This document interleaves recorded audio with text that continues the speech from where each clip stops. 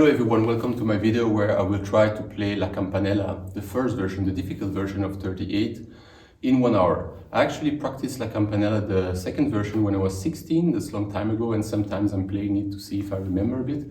Don't remember so well. And I once started trying to practice this when I was maybe 20. The challenge will be, can I learn this piece in 1 hour? How far do I come in 1 hour? And then you will have my comments and stuff and how I would practice it on the way. Let's start. And by the way, behind me, for those who follow the project, you can see the Erhard gets a nice color. It's probably on a similar piano that Liszt composed this Campanella, by the way. So like when Liszt was 20, I think, or 18, or very young, he heard Paganini in Paris. And like everyone, he was so amazed by his skills on the violin that he thought although he was already actually a famous concert pianist in Europe when he was 17, 18, he decided he needed to practice more to get Paganini's level. And then he practiced like hours and hours of exercise, etudes, everything he could. And he came with these 6 Paganini etudes, which are based on Caprice of Paganini. One, the Campanella, which is based on his second violin concerto, the last movement, with these clocks like ding, ding, ding. That's the title, what means Campanella. So there we go. It's 15 past 9, so let's practice this until 15 past 10. The beginning, of course, is easy.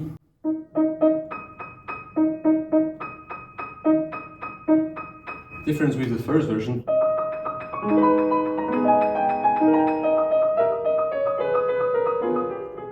Which is actually a difficult part. He just starts with the concerto part.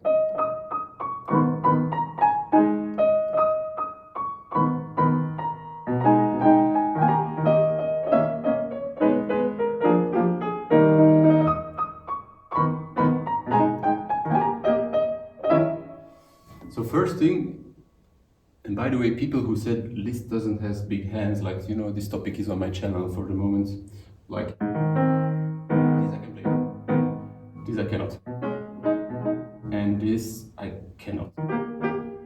So he didn't write arpeggios, and it's full of stuff like this when he's young. Later he just became more careful for other people and started to write stuff smaller.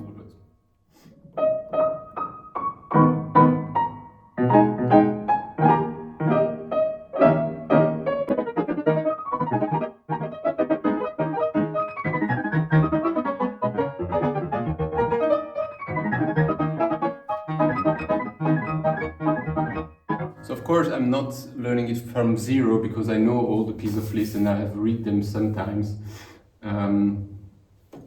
Yeah, I cannot fake starting from zero. So the big challenge I think will be in this piece, and by the way, like how I learn a piece, most of the time I go through the piece, I sight read it once, just to have an idea which part I want to practice first, because which one is the most challenging or something like this. So now we have this.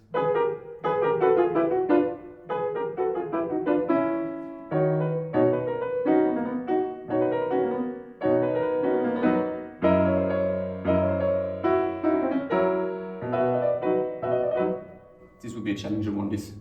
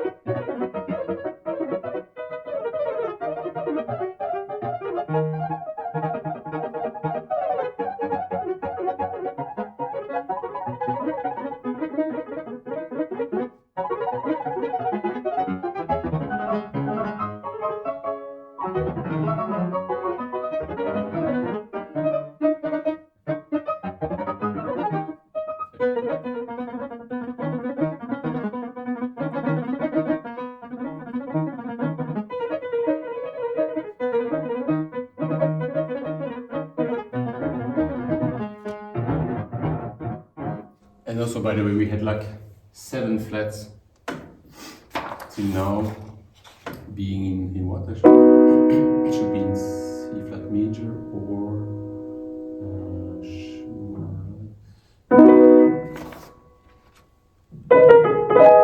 or an A flat minor.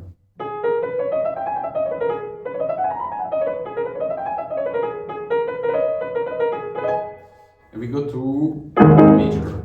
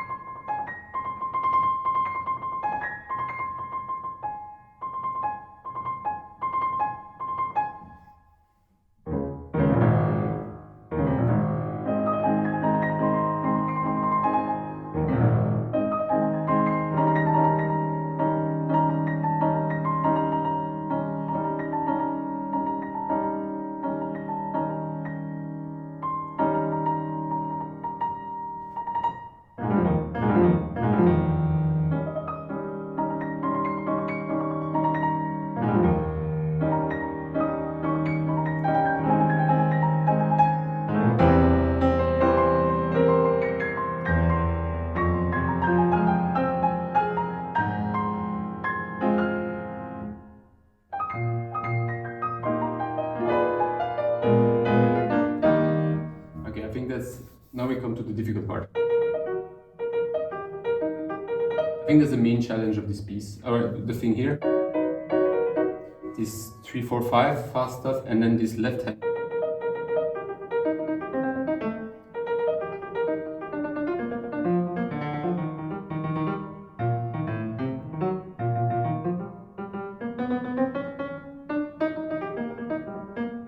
So what I actually would start doing is practice the left hand alone.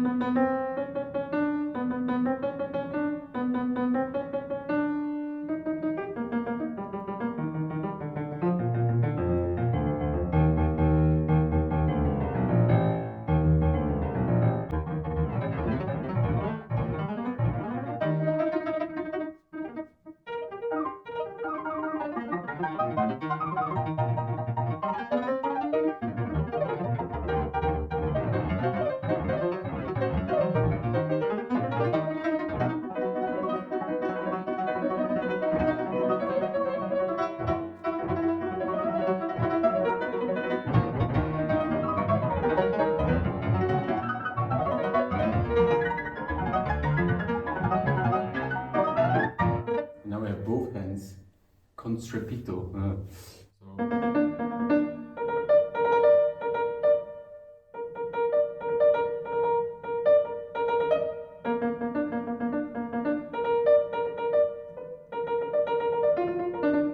So then I have many different options, and there is nothing written. I can do 3, 2, 1, 5.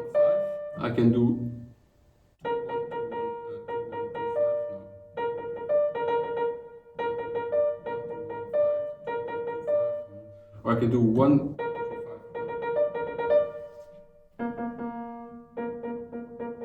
5. So if I do 1, 2, 3, I will have the same direction as the left hand. Which actually is convenient. You feel this move. If I do 3, 2, 1, I have a kind of a symmetrical fingering.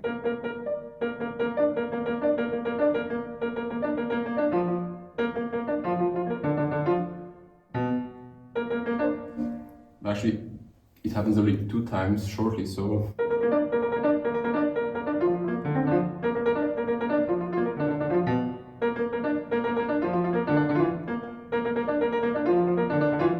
I will go with 1, 2, 3, 5.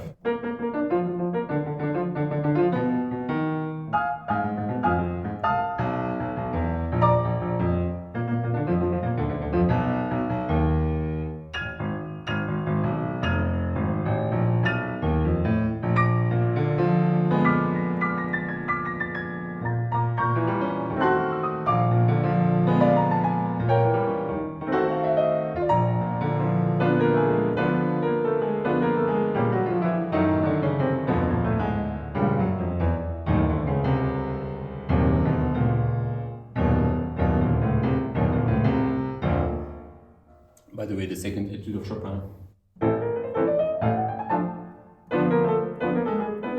We have this etude at both hands here.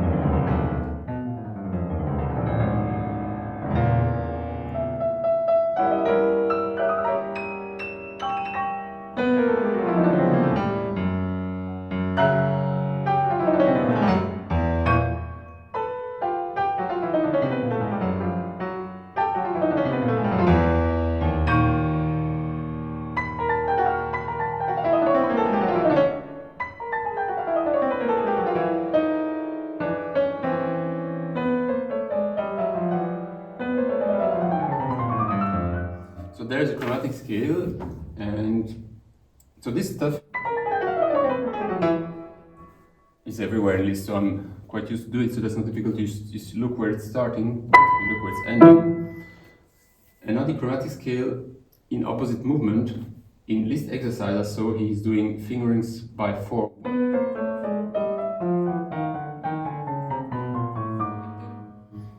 Six, so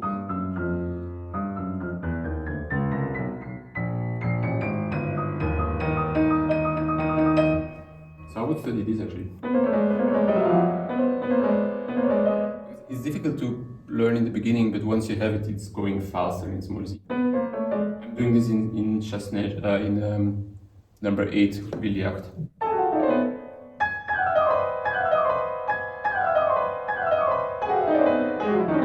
Doing groups of 5, 1, 2, 3, 4, 5, 1, 2, 3, 4, 5 left, and 5, 2, 3, 5, 4, 3, 2, 1. You just have to practice to not have this accent in the middle.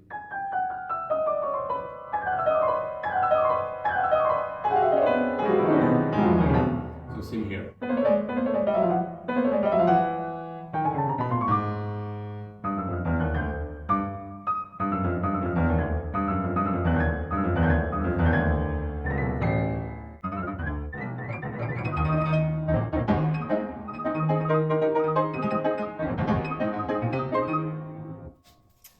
So here I have something older, Schonenberg by his 40.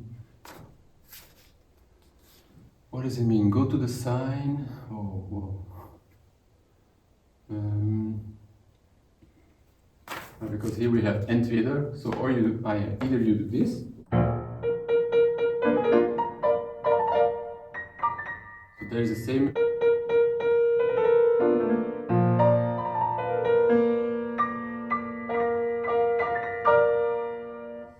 And then you continue. Okay. Or there is even another version. Oh, this is really messy. And then you go from this sign, you go to the sign. So I guess after must be a sign somewhere. I just don't. There. Okay. So it means you skip all this thing. Why? Okay. Okay, if you do this other, the second possibility of 40, that's a bit later, then you go to this page. What's the difference? Don't see any difference actually. Okay. So, and if I did the version I just did, then you continue here.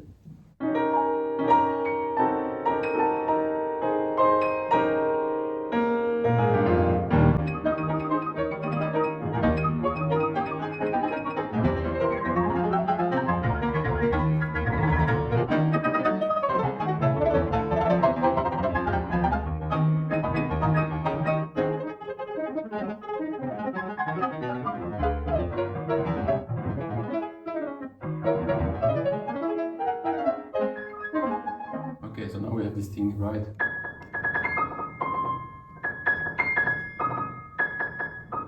Also, the reason why I think 1, 2, 3, 5 is better is because I'm ready for the next one here.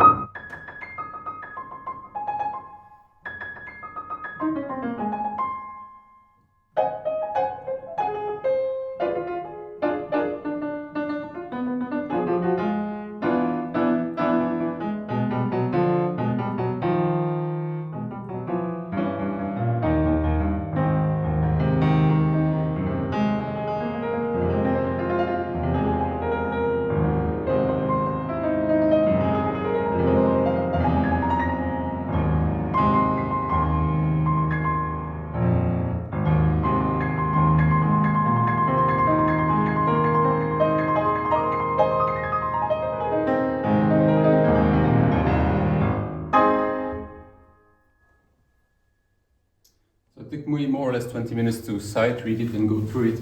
And actually, I would start with the end if I had to practice it.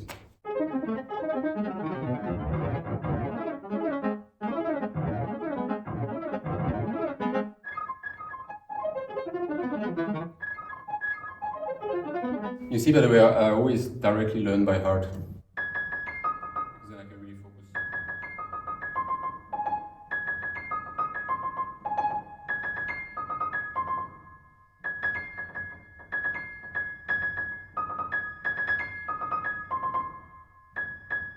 I can see I don't practice anymore lately because my 5 is getting super weak.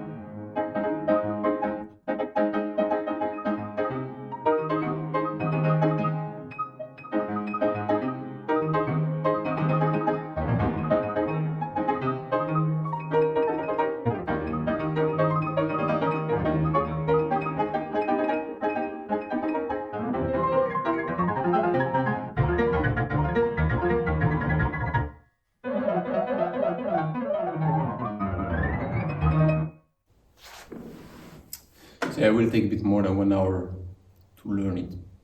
Maybe I can just see what I can do in half an hour. If I can learn the beginning in half an hour, let's see how far I can go.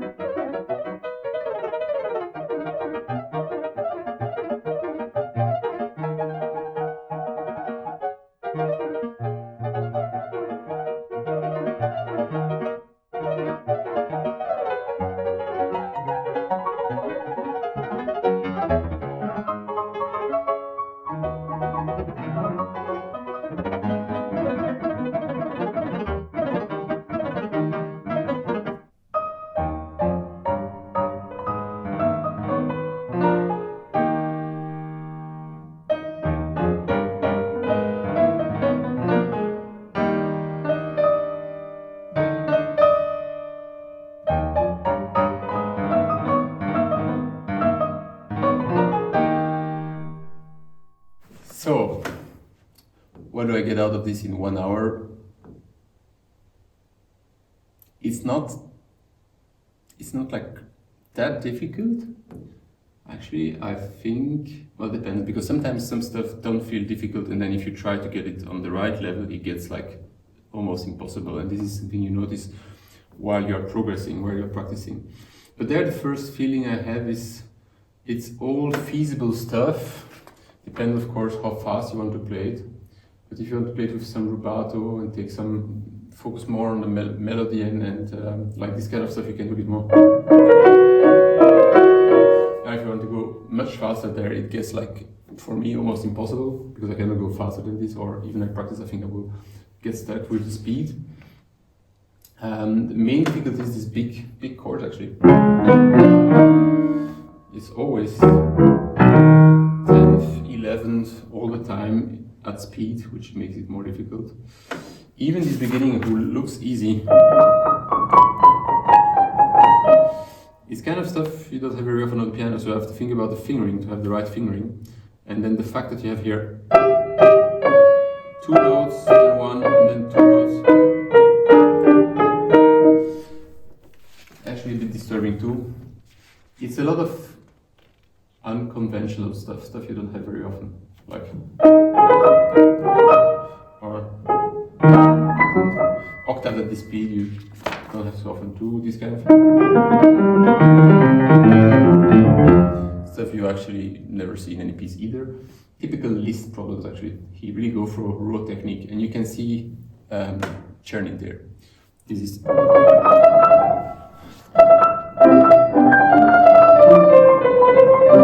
churning actually like this. That's totally this. Must be one like this. This must be in a churning too for sure. You can see the influence of Czerny still there, the young Liszt, having studied a lot of Czerny, and then this. That's actually typical his beginnings. In his beginnings, he puts a lot of things like this with chords and chromatic stuff at the same time. For example, you have also this fantasy on La Clochette. So he wrote a fantasy on this too, which is a kind of crazy, heavy improvisation, where you have also like overcharge.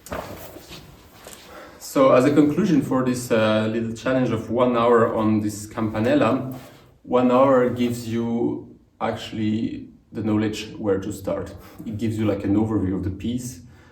It gave you can try some problems out 10 times, 20 times to see how fast you will, or much time you will need to get them. And in pieces like this, you just realize it will take a lot of time, a lot of repetition. And I also believe a lot, because I work like this, it's repetition with breaks. Like you push something to a certain point and then you feel that's the maximum you will get, and then you do a break for some days, or sometimes even some weeks, or some years sometimes for the very difficult pieces. And then you come back to it, and then you can go to the next level, because if you keep pushing it day after day, mostly you get stuck to a certain limit. That's my experience.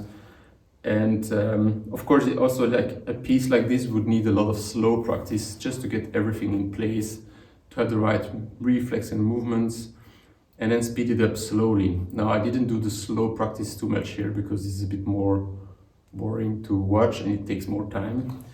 So that could be really slow practice, like just to have this movement. Just also the fingerings, you have to fix the fingerings, you have to be sure of, I use this fingering and this fingering is always coming when I'm doing it, right?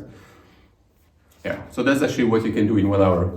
Now the challenge was to learn the piece in 1 hour. I don't know if anyone can do this, or someone who has like an incredible technique and sight reading might maybe do it. Maybe Liszt could do it, although this is actually probably also the limit of what Liszt could do, because he was pushing his limits and trying to write stuff on his limits. He was probably playing it very well, but it was probably his limits too. Hope you enjoyed the challenge, and I hope you learned something on the way. Let me know if you tried this piece and what you think. I know there are also different versions of this one. There is also a Busoni version, which is not that different actually. It's some stuff changed. And you saw there is in this version, there is actually a variant in the middle, which I never heard actually. It's not that different actually. So it could be, I never really checked it, but There are nice recordings of this actually, by the way. The first one I know is Petrov playing this, Nikolai Petrov. I think he's even the first one playing this stuff. I think I will play them one day because it's known as it has the title The Transcendental Etudes on Paganini. No, actually it's in French, so Études d'exécution transcendante d'après Paganini. And then the German title is Bravour-Studien nach Paganinis Capricen. So bravour pieces after Paganini pieces, caprice. Interesting. See you next video.